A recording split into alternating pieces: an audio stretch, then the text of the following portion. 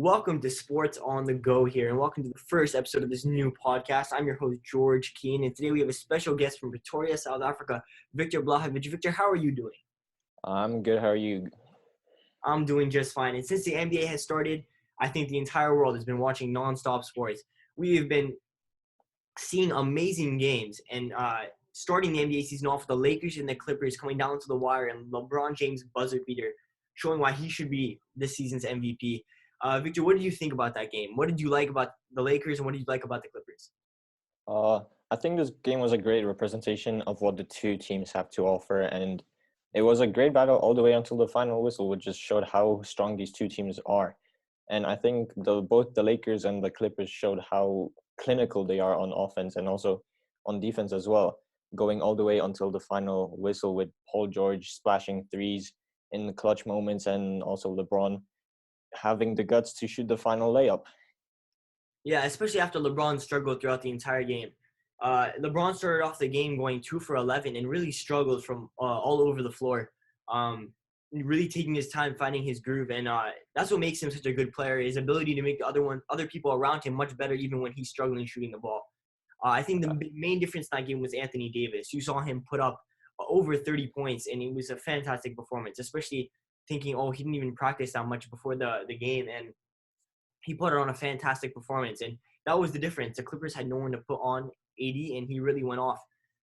Again, like you said, PG got off to a hot start, and again yesterday versus the Pelicans, they destroyed the Pelicans, and PG shot the lights out. And the interesting thing with Kawhi was, as you saw at the end of the game, Kawhi was dribbling back to his spot, and LeBron played tight D. No shots allowed. Then he switched on to Paul George, no shot. I think that's LeBron's most improved part of his game, his defense. But going into the series, if they were going to meet in the playoffs, who would you take in a 7-game series, and who's more likely to take home the NBA championship this year? For me personally, I would say the Lakers have a greater chance, as I feel like the Clippers have two main guys that they have to rely on. For example, Kawhi and Paul George. If those two aren't playing, or even if one of them isn't on or available, I think they're relying on them. Whereas the Lakers have a team that can do it all. Like they don't only need LeBron, they don't only need Anthony Davis. All of them can do it. Although yes, LeBron and Anthony Davis are crucial to the team, I feel like the Lakers, even without them, they can handle the pressure and beat the Clippers even with Paul George and Kawhi. What's interesting to see in the future is the Clippers are shorthanded the other day, not having Lou Williams available and Montrezl Harrell. So when they come back, where are the minutes going to go? How are they going to space the floor? Because as we know, both top defensive teams in the league right now. So we're going to be interested in seeing how LeBron's guarded, how he's defended, and how they're going to end up stopping Davis, because you can't afford to have Davis dropping over 30 points every game.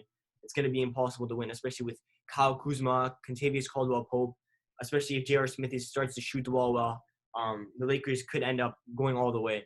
I also think it's going to be a test for the teams and the players to see how they play after this period of lockdown.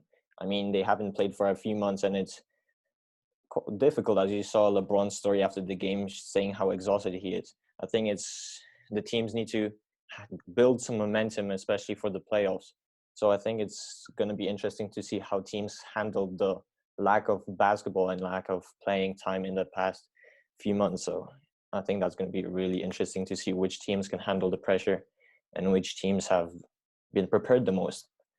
Yeah, and what's interesting to see is LeBron all season, people have been saying he's washed, and he comes out and gives us another MVP caliber season. What's interesting seeing is he's been a little rusty, not shooting the ball very well. But again, he took the last shot against the Clippers without hesitation, got his own rebound, and put it back in. So it shows you, despite not shooting very well and playing his best basketball at the very moment, he's still coming up big for the Los Angeles Lakers. And I'm interested to see how he progresses and if he can get playoff Braun going, because they're going to really need him in the playoffs. I think it's also important to have a player like LeBron on your team, not afraid to shoot in the last moments of the game, to take that shot, not knowing if you're going to make it. And when I saw the first shot, I was like, oh no. But then he never gave up on the play and caught his own rebound and just laid it in, which shows how much class he has and how great of a basketball player he is.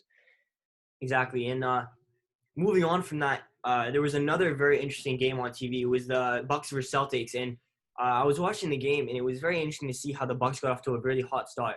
Hot start. The Celtics had no answer for Giannis, and Giannis was scoring points after points. And what's interesting to see is Jason Tatum really struggled from the floor, shooting 2 for 19. He didn't have an answer, and he couldn't buy a bucket. He really struggled from the floor, only scoring 5 points and not really elevating his team anyway, and that's why they probably lost the game. So what do you think right now is most important for the Celtics? What can they do differently, especially if they end up meeting the Bucks in the playoffs? They're going to need an answer for Giannis. What do you think? Where can they improve? Oh, well, when I was watching the game in the second quarter, I think what really surprised me and what also I think the Celtics did really well was their defense. Uh, the Bucks were leading by, I think it was by 15 points at one point, and then the Celtics managed to go back to all the way down to 7. But as your question, how can they stop Giannis? I think every team struggles with him because of all the attributes he has and how they play around him as a big man. He can shoot it now as well sometimes. So I think the Celtics just need to be clinical on offense and also be able to keep that defense all the way throughout the game and not like not let other teams go on a shooting streak or don't let them run away too quickly. Especially because the Bucks, not only do they have Giannis, they have a deep team. They have Bledsoe, they have Middleton, can get you 15, 20 points a game. And they got Lopez, another great defender on their team. So if you're not shooting the ball well against the Bucks, it's highly likely you're going to lose the game because taking the ball to the basket is extremely difficult, especially with rim protectors like Giannis and Brook Lopez on the floor. Uh, I, if I'm going to be honest with you, I don't think the Celtics are prepared to make a deep playoff run this season. You look at the team: Kemba, Jason Tatum, Gordon Hayward, and they are probably one of the deepest teams in the NBA. But the problem with this is they have the Bucks in the East, they have the Raptors, the Sixers, the Heat, and I don't see how they can get to the Eastern Conference Finals and end up beating any of these teams to get the NBA championship. How do you think the Celtics have a legitimate shot in making the NBA Finals and possibly taking home a ring? Oh, well, looking at the players in their squad, I feel like they should be able to challenge some of the top teams in their conference and even on the other side. But as you said, you need those players like Jason Tatum, Hayward, Walker, Jalen Brown to Marcus Smart even to, carry the team or help them or just be all around great on defense, great on offense. And if Jason Tatum, for example, lacks in a game on offense, then the whole team is losing by 20. They lose 20 points or 30 when he doesn't have a good night. So I think it's hard for them to have to rely on these players, and especially when they don't show up in a game, it's going to be really difficult for them to challenge those teams that don't rely on that one or two players like the Bucks, where they have few players that can carry the game for them. So I think it's going to be difficult if they want to challenge the finals. And looking at two games that happened just last night, there were two really interesting games. The first of the games were the Sixers versus the Pacers, and as you know, I'm a huge Sixers fan. Trust the process. But to be completely honest, I wasn't happy with their performance. Embiid had a 41 and 21 game, and he found his groove early, and he played fantastic the entire game. But what was disappointing was their defense, their lack of energy, and their lack of intensity. Something Britt Brown was talking about was the Sixers just not being prepared and coming out too relaxed.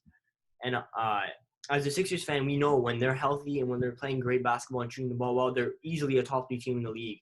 But when they're not, they lose to rubbish. And that's what they did last night. And having TJ Warren scoring 53 can't happen. You can't get the win like that. So what did you think of the game? Do you think the Pacers are actual contenders in the East now that they don't have Sabonis and now that Brogdon's hurt, a little banged up? Do you think the Pacers can actually go anywhere, and do you think the Sixers can make a playoff run if they stay healthy? Well, looking at the stats of the game against the Pacers, you can see that only 4 players managed to get a double-digit points, and one of them was Al Horford with 10. And then the rest, Ben Simmons 19, Tobias Harris 30, and Joel Embiid 41. I mean, looking as a team that should be competing against the top teams in the conference and being able to reach the semifinals or even finals like last year, I feel like at this moment in time, you can't have only 3 players putting big numbers, because if you only have 3 players doing that, then what's the point of the rest of the team? And then the question about the Pacers, Well, I mean, if TJ Warren has a game like that against other teams, obviously putting up 53 points is really special and really big. But I feel like the Pacers, if they go against other top teams, I feel like they won't have a chance after the first round or even the second round in the playoffs. What do you think of the Pacers? To be completely honest, I don't think the Pacers should have won that game last night. And uh, realizing that Brogdon wasn't playing and Sabonis is not going to be in the bubble, it, it's a surprise to me they won the game. And as a Sixers fan, I'm very disappointed. But they did play a fantastic basketball game. They got the ball to T.J. Warren, and he had the hot hand. And when someone's playing that well, you have to get him the ball. Uh, Throughout the entire game, the Sixers got off to a hot start, and the Pacers just kept answering back, and they built a lead, and the Sixers just couldn't come back from it. The thing with the Sixers is, if everyone stays healthy and they can shoot the ball well, and you have Richardson playing well, and Harris and Embiid and Simmons, they're unstoppable. But until that happens, they're gonna keep losing games. The other thing with the Sixers is, one of the biggest stories were Ben Simmons playing power forward and Shake Milton starting at point guard, and when I watching the game last night, Shake Milton didn't look like he had a spot on the floor. He had a small altercation with Embiid, and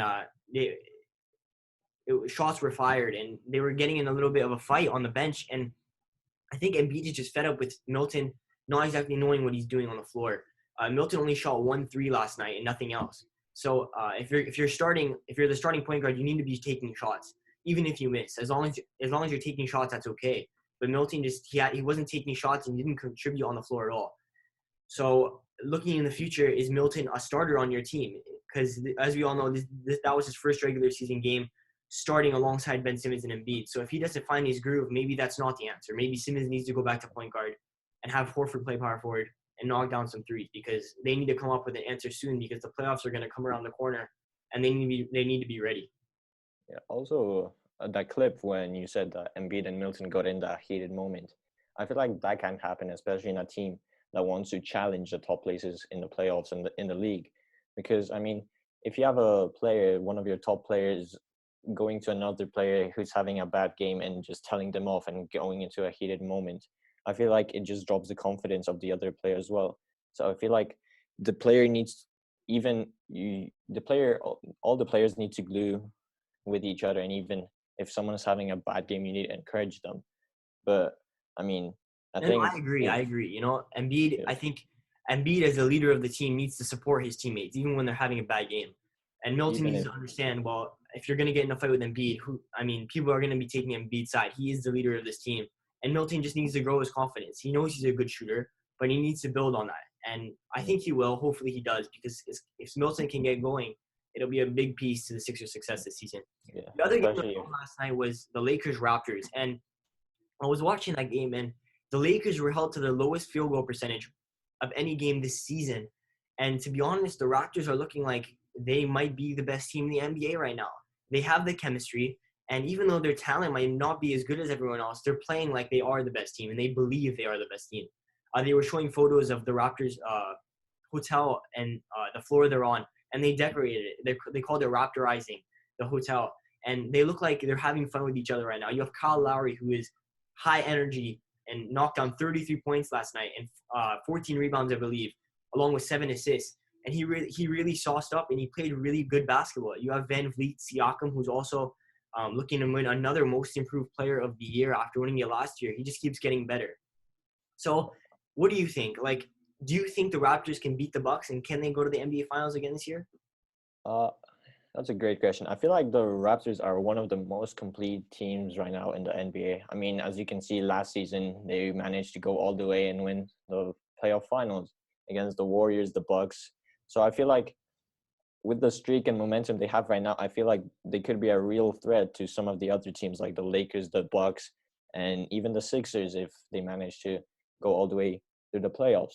And as you said, them having fun, I feel like knowing that they're capable of what they are, you can take everything as serious. And when you're having fun, that's when you can be the most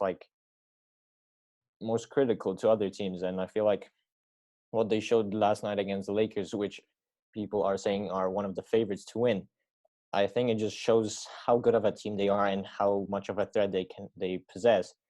And I think they can go into the finals even this year as well, like last year. And I think last night was a very important win for them to boost their confidence and to say and to show the entire world like we're here and we're ready to go to the championship again. Like we might not have Kawhi, but the argument is here. You look Kawhi leaving the Raptors. The Raptors have a better record than they did last season with Kawhi Leonard, and they look like they're even better chemistry wise. So we all know Kawhi when he's healthy and he's playing well is a top 5, top 3 maybe NBA player in the NBA, and that's an argument to have for another day. But Kawhi Leonard, we all know, is a fantastic basketball player. But do you think it hurts his legacy if the Raptors make the NBA championship again this year without him? Because everyone the story was last year, oh, Kawhi is leading this basketball team. He's the best player on the best team. And he played we all know he played amazing in the playoffs. He had the luckiest shot in NBA history against my 76ers. But he played amazing and he had a great playoff run. But do you think it hurts his legacy if the Raptors make the championship without him? And considering they do have a better record and a higher seed or the same seed? I think it might affect him in some way, especially as last year he was like the hero of the team, the one that carried, the one that helped them with everything. But what the Raptors are showing right now, they don't rely on one player. They can all play. They can all play together, are glued with each other. They have much chemistry, and I think if they manage to repeat history and even win the finals, the main finals, or even their own conference finals, I think it will be a great achievement for them. And it will show that it wasn't only Kawhi's achievement last year. And I think it might hurt Kawhi a bit to know that, his legacy at the Raptors and that he he's not the main player and that you don't need to rely on one superstar. And what's interesting was that championship was supposed to solidify his legacy. He won 2 championships with the Spurs, and he wasn't the best player on that team. They had Tim Duncan, Ginobili, Tony Parker, and so he was still growing as a young player in the NBA. But going to the Raptors and winning that championship was almost a sign like, okay, I'm as good as people think I am. I can win a championship on my own. But in my opinion, if the Raptors win a championship this year, even make the NBA Finals, it it really hurts his legacy in a way that maybe he doesn't make as big of an impact as LeBron James does on his team, Michael Jordan did on his team. Because if a team is making the championship without you, then they can win one without you. And LeBron James, when he left the Cleveland Cavaliers 2 years ago, they became the 14th, 15th seed in the Eastern Conference. So it shows you the different impact they have on the team. Now, considering the Raptors are a better team than the Cavaliers are without LeBron and without Kawhi, still I guess you can give Kawhi some credit for that. But still, if the Raptors end up making this NBA championship, it could put a dent in his legacy. And I think if I'm Kawhi Leonard right now, I'm praying that it's anyone else in the Eastern Conference making the NBA Finals and not the Raptors. And the last thing I wanted to talk about today was seeing LeBron struggling and seeing Giannis come out the gate playing the same basketball he was playing 4 months ago before the NBA went on pause. Who's your MVP? If you're gonna start a team right now in the NBA, who are you picking to start your team with? Well, it all depends on what you want in your team. LeBron and Giannis are quite different players. Giannis is obviously big man. He can dunk. He's really agile. He can now start to shoot more. And then LeBron's more of a leader. He can do pretty much anything: drive, shoot, layups, pass, assist, rebounds. But I feel like it might come down to which team performs better in the playoffs. For example, is the MVP before the playoffs or? Yeah, they're not taking this into Oh, consideration. okay. Then looking, I think at the stats before the bubble started, I think it just depends who has a bigger impact on their team. For example, for me, I would say that Giannis is having an incredible season and having an incredible season 2 years in a row. It just shows how great of a player he is. And then on the other side, also LeBron is just showing how great he is at the age he is at, still putting up those numbers that he is better than almost everybody in the league alongside Giannis. I think it just shows how much of like great basketball players they are. So I think it's going to be difficult, but for me personally, I would choose Giannis. So if you were What gonna about take you? a team, if you're picking first in the NBA draft right now, Would you take LeBron or would you take Giannis? It depends on what I want to build, but I think No, I wait, would LeBron or take Giannis? If you had to, Giannis. you would take Giannis Antetokounmpo over LeBron James right now. You see, I don't agree with that. Look at LeBron. He's averaging his career high in assists in his 17th season at the age of 35. Okay, like, and Anthony Davis could make an argument for himself to be the MVP this year. He's putting up phenomenal stats, and he's playing as good as anyone right now. But the only reason that's happening is because of LeBron. LeBron is getting him open, and because LeBron draws so much attention, Anthony Davis is only not getting double teamed anymore. He's playing one on one, and he's getting the shot up every time. So I think, I honestly, I think LeBron is the MVP because of his impact on the team and how he's elevating himself to play at this level at this age. Especially knowing that Giannis right now is playing phenomenal basketball. He is putting up stats better than he had last year when he won MVP. So to say that he's going to win MVP is fair. But I think LeBron James deserves this fifth MVP because of his age and what he's doing at his age. And we've never seen it before. And a I fun think it fact, also LeBron depends. is the last MVP to win the award was Steve Nash when he didn't lead the Suns in scoring. So LeBron would become the first MVP since Steve Nash to win when not leading your team in scoring, which would be very interesting to see happen again. I think it also depends how they manage to lead on their teams before the playoffs start. And if Giannis keeps putting up the numbers he is putting, which are double doubles, triple doubles, 30 plus points a game, over double digits rebounds. And I think if Giannis keeps performing how he is, and as you said, if LeBron keeps struggling like he is right now a bit, then it might be a case of Giannis winning it again because of what he's shown. But also, on the other hand, if LeBron manages to come back to that form he was before lockdown and even help his team clutch up in some games, I think he might have a shot at it as well. So I think it will be really interesting to see how they manage to, I guess, know the pressure that they are in the lead of the MVP candidates and to see how they can handle that pressure and see how they can perform in these important games to see what seed they are in. And it's truly been a fascinating MVP race. Uh, so those are everything we're going to talk about today. And I want to thank you all for tuning in.